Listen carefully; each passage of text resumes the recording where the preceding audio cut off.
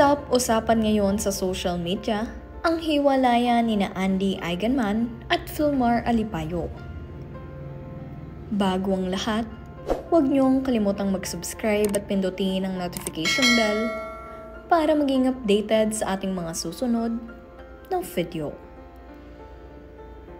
Ngayong araw ay nagbahagi itong si Andy Eigenman ng mga patama sa kanyang Instagram stories.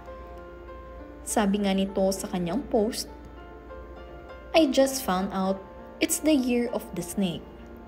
I thought it was the year of the wolf in sheep's clothing." Kumpirmado nga rin na mayroong pagkakalabuan ang mag-asawa dahil itong sina Andy at Filmar ay hindi na magka-follow sa kani-kaniyang Instagram account. Hindi na nga pina-follow ni Filmar itong si Andy at hindi na pinapalo ni Andy itong si Filmar. Sa sumunod na story naman itong si Andy ay ibinahagi nga niya na nagtanong siya kay ChatGPT.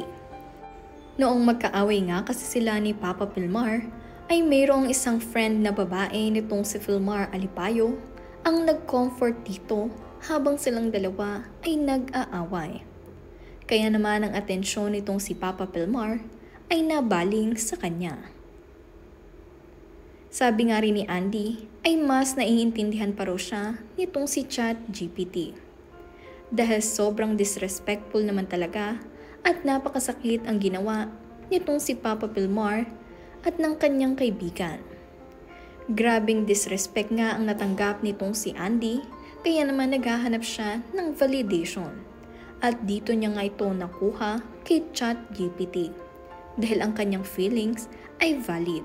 At ang kanyang nararamdaman ngayon ay valid naman dahil mag-partner sila at natural naman ito sa mag-asawa.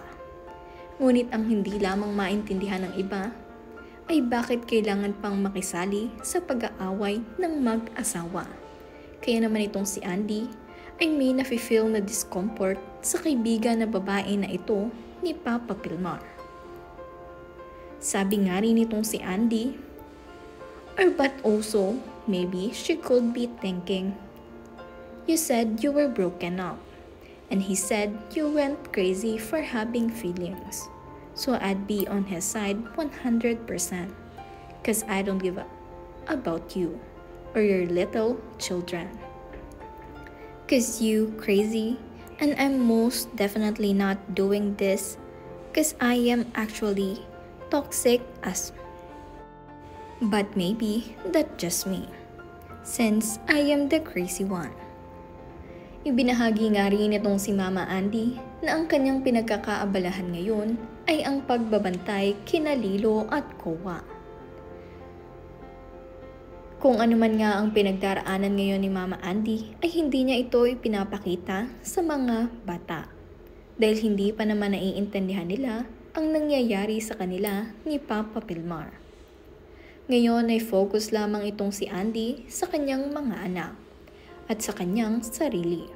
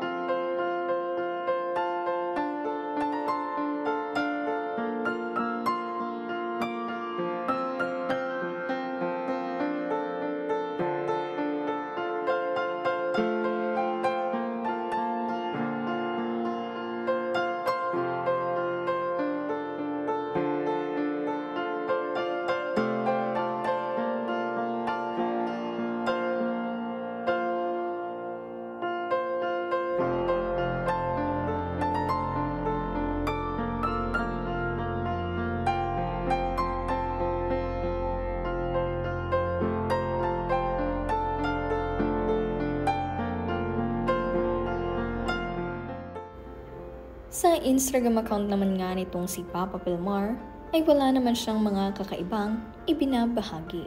Ay rakan mga kauto na Ano? Ngayong araw ay nagbahagi pa nga ito ng video Sana na kung saan all. nandito siya sa kanilang bahay. Kaya marahil ay hindi lamang sila nag-uusap nitong si Andy, ngunit nandito pa rin sila sa kanilang bahay. Kalami sa kanbish. Marahil ay mayroon lamang hindi pagkakaunawaan ang mag-asawa at magbabati rin ito. Nananatili ngang unbother itong si Papa Vilmar at tuloy pa rin ang kanyang pasyal kasama ang kanyang mga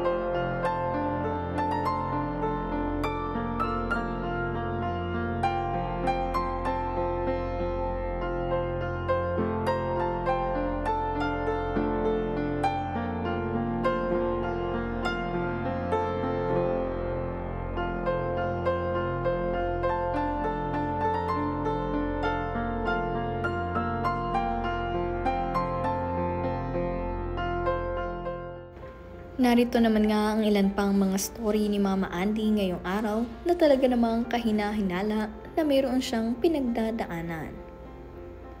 Sa comment nga rin itong si Abby Asistio at sa komento niya ay para bang mayroon itong pahiwatig.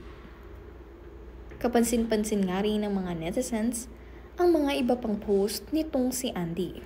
Kagaya na lamang nga ng reels na ito na kanyang ibinahagi rin sa kanyang story.